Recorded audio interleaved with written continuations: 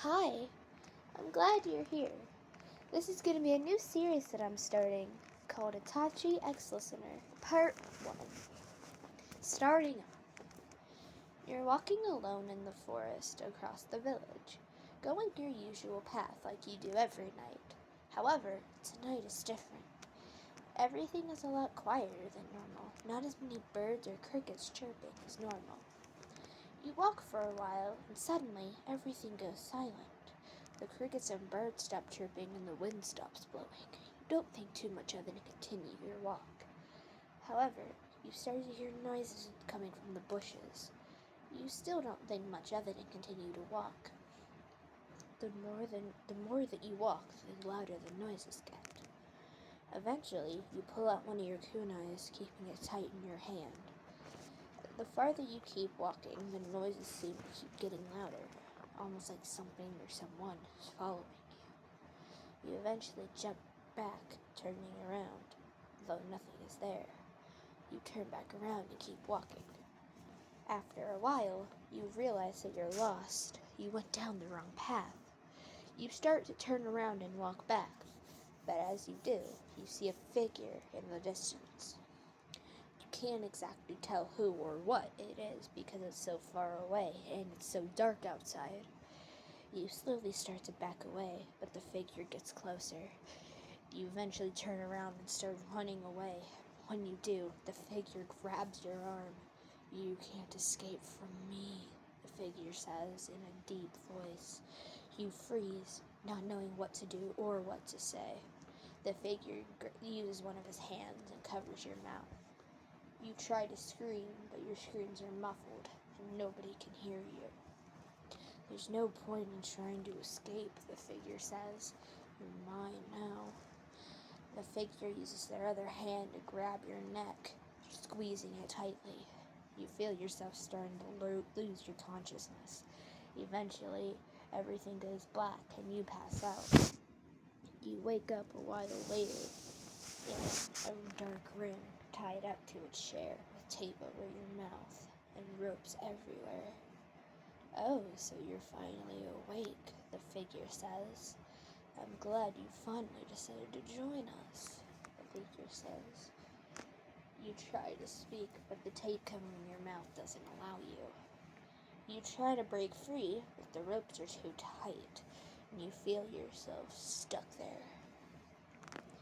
You also try to open your eyes, but it's so dark that you can't even see anything, even if you do open your eyes. The figure comes up behind you and gets rid of the tape from your mouth. You finally speak. "Where am I?" you say. "You're in the Akatsuki hideout," the figure says. You feel yourself starting to get more scared. You're not going to be able to escape either, because if you do, there will be consequences, the figure says. "Why did you get me? Why did you take me, of all people?" you say, scared for your life. "That's not important," the figure says. "We just know that we need you for a cause," the figure says. "Cause? What cause?" you say. "That's not important right now. What matters is that we've got you," the figure says. Well, who are you?" you say in a scared voice. "I..." The figure laughs. "I'm Itachi Uchiha, and I know exactly who you are," the figure says. "How do you know who I am?" you say. "Oh, that's not important," Itachi says. "Just know that I've been watching you for a while." Watching me?" you say. "So you've been stalking me?" you say.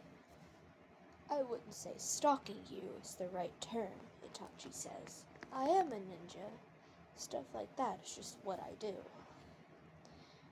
Okay, but still, why me?"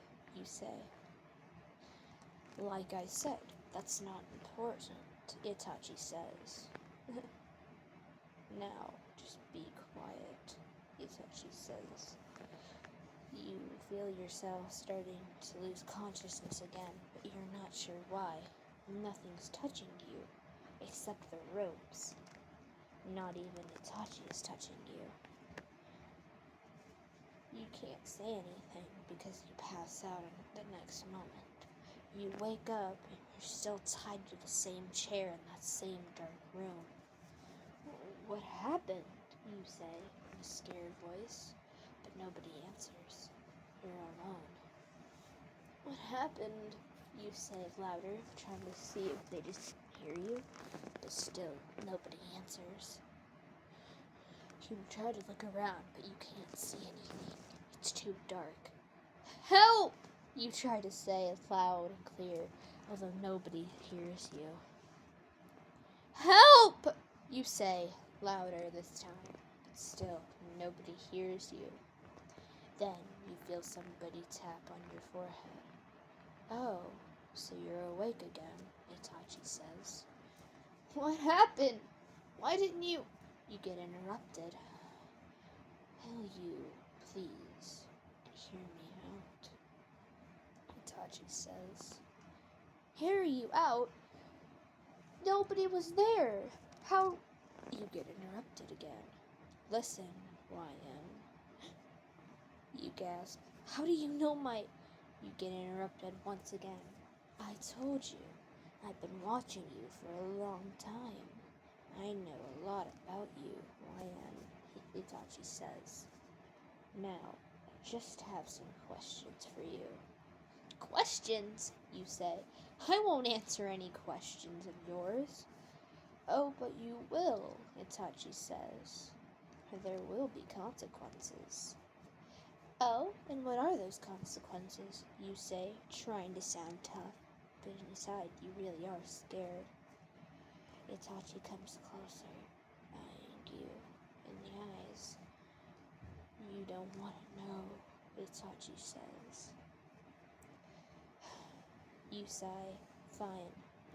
What are your questions? After you answer all of his questions, he finally says, Great. You're gonna stay here for a while, Itachi says. But how am I gonna be able to do anything, you say. That's the perfect part, Itachi says. You won't.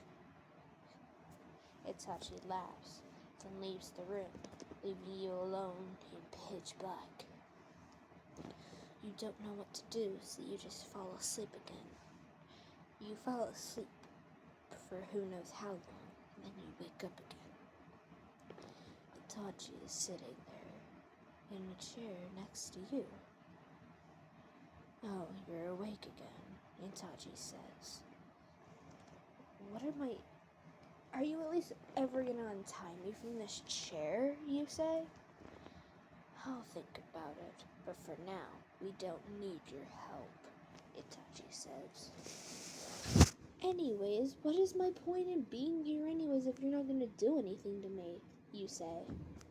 Oh, don't worry, we'll do stuff with you, and to you, Itachi says. But, we just have to figure out exactly what, Itachi says. I thought you already had a plan with what you were going to do with me. That is why you brought me here, isn't it? You ask. We know exactly what we're going to do. We just don't know when we're going to do it, Itachi says. For now, you're just going to sit here until we can finally figure out when we need to plan our stuff and do it, Itachi says. He leaves the room once again, and you sit there for a while, just in darkness.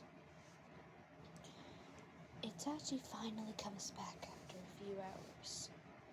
Alright, we finally found something that we need for you to do, Itachi says as he walks over and starts untying the ropes to the chair. It's been hours, you finally found something, eh? You say. I'd suggest being careful with the words that you choose to say to us, Itachi says. You do know that there are consequences for your actions. Yeah, I'm aware, but Itachi cuts you off. Again, listen. "Watch what you say to us, Ryan," he says in a sinister tone. He eventually gets you untied from the chair, and you walk out of the room. Seeing brightness for the first time, you shut your eyes still sensitive to the light.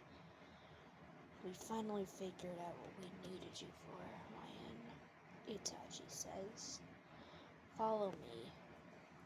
You follow Itachi, and he leads you to a room. Inside the room is Itachi. Besides Itachi is Kisame. "Oh, this is the new member you were talking about, Itachi," Kisame says.